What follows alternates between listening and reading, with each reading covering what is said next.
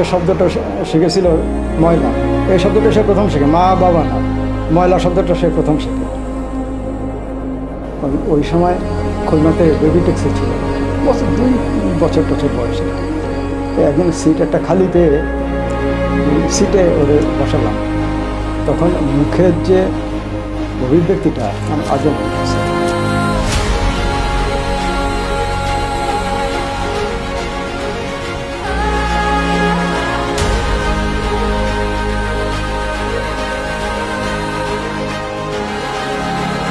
মা শাড়ি পরতো, খুব লিপস্টিক দিত, টুসটুসে বউয়ের মতো সাজতো।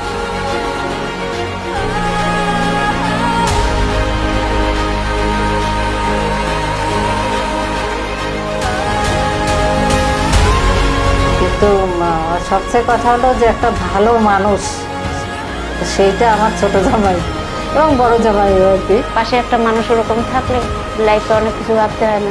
গীতির চোখ বন্ধ করে যে সে আছে, আর কোনো ভাবনা নেই।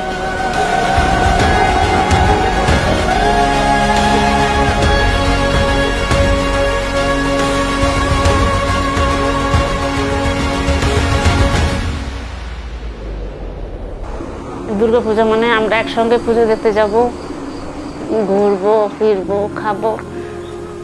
ধরো গীতি এখন থাকবে না আর কি, এই পুজোটা মানে ভালো কাটবে না। তারপর দিদিও একা হয়ে গেল।